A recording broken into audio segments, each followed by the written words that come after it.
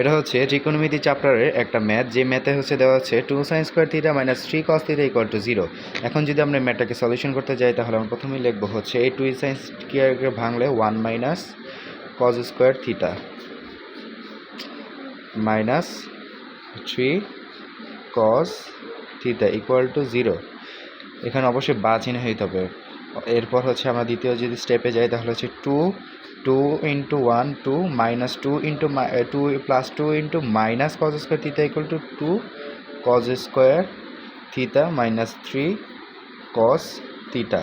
তো উপরিউক্ত এই যে আমরা উপপাদ্যটি দেখতে পাচ্ছি, উপপাদ্য বলে আমরা যে সমীকরণটি দেখতে পাচ্ছি, অবশ্যই এটা দেখে বোঝা যাচ্ছে যে এটা হচ্ছে মিডল টার্ম ফ্যাক্টরে যাবে। তো আমরা যদি এখানে এটা মিডল টার্ম ফ্যাক্টরে নেই তাহলে এটাকে সাজাবো আগে 2 cos square theta minus 3 cos theta plus 2। এখন যদি আমরা এটাকে -1 দ্বারা গুণ করি 2 cos square theta -1 plus 3 cos theta হয়ে যাবে -2। অবশ্যই এখানে লিখতে হবে -1 দ্বারা গুণ করে পাই। ওকে, এরপর হচ্ছে এখানে যেটা দেওয়া হচ্ছে, তো এরপর আমরা কি করব, এই জায়গায় মিডল টার্মের জন্য আমরা অবশ্যই ক্যালকুলেটর ব্যবহার করব। হ্যাঁ, তো আমি হচ্ছে এই ক্যালকুলেটর ইউজ করছি, আপনার চাইলে অন্য ক্যালকুলেটর ইউজ করতে পারেন। তো এই ক্যালকুলেটর হচ্ছে আমরা মোট দিয়ে 1 2 3 কী হচ্ছে, এটা কাজ করছে না কেন, মোট দিয়ে 1 2 বুঝলাম এটা কাজ করছে না। যাই হোক, এটা মনে মাথা মতো গেছে। তো আমরা এখন এই ক্যালকুলেটর ইউজ করি, আমার কাছে ডাবল ক্যালকুলেটর আছে। হ্যাঁ, এটা আসছে। তো এটা এখান দিয়ে আমরা এই যে ইকুয়েশন 5 টিপ দেবো। 5 টিপ দেওয়ার পরে যে এখানে আছে ax square plus bx plus c, আমরা এই জন্য 3তে দিব। কিন্তু এখানে মান চাচ্ছে, এখানে কত আছে +2। তো +2 অনুযায়ী হচ্ছে 2 +3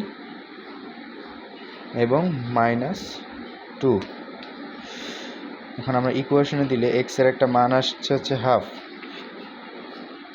আর একটা মান আসছে কত -2, অর্থাৎ x + 2 হচ্ছে এটার একটা উৎপাদক। তো আমরা এখন হচ্ছে অধ্যায় 4-এর সূত্র অনুযায়ী আমরা এখানে কী করবো, x + 2।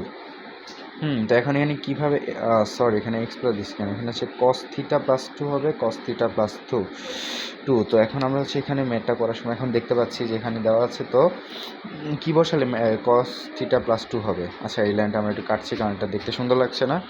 তো আমরা এখন এই লাইনটা দিব যে cos theta + 2 and cos theta + 2।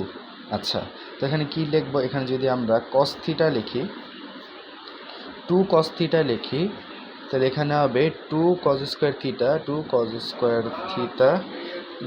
Theta plus 2 cos theta 2 cos theta plus cos theta -2 equal to 0। ওকে, এই যে হয়ে গেল। সো এখন এখানে আমরা মাইনাস বসা দিলে হয়ে এখানে 0। ওকে, সো দ্যাটস ওয়াই একটা হচ্ছে 2 cos থিটা -1 এবং এটা আছে cos থিটা +1। হ্যাঁ, এখন 0, এখন হয় 2 cos থিটা ইকুয়াল টু 1, বা 2কে পক্ষ পরিবর্তন করলে যেহেতু গুণ আকার আছে ওর পাশে যে ভাঙ হবে, ইকুয়াল টু হাফ। অতএব cos 2 এর মান কত আসছে, থিটা ইকুয়াল টু cos আর π/3। হ্যাঁ, অতএব থিতার একটা মান পেলাম π/3। এবং অথবা আমরা যদি এখানে অথবা দিয়ে লিখতে চাই তাহলে, অথবাটা দিইনি, অথবা তাহলে হচ্ছে cos থিটা ইকুয়াল টু, এখানে 2 ছিল, এটার জন্য দুঃখিত, 2 ছিল, এখানে কি cos থিটা -2 ইকুয়াল টু 0। অতএব cos থিটা ইকুয়াল টু -2, যা অগ্রহণযোগ্য, তো আমরা এটা নিব না। তো অতএব এই উক্ত সমীকরণের উত্তর হচ্ছে থিটা ইকুয়াল টু π/3। তো এই হচ্ছে আমাদের মিডল টার্মের ফ্যাক্টর, এবং এই ধরনের ম্যাথ অনেকের কাছে অনেক কঠিন লাগে। সো আপনারা যদি এই নিয়মটা ফলো করতে পারেন তাহলে অবশ্যই আপনারা পরীক্ষায় ভালো করতে পারবেন। তো আজকের মধ্যে এখানে বিদায় নিচ্ছি শেখ সুফিয়া ইউটিউব চ্যানেল থেকে। আল্লাহ হাফেজ। সাবস্ক্রাইব এবং লাইক।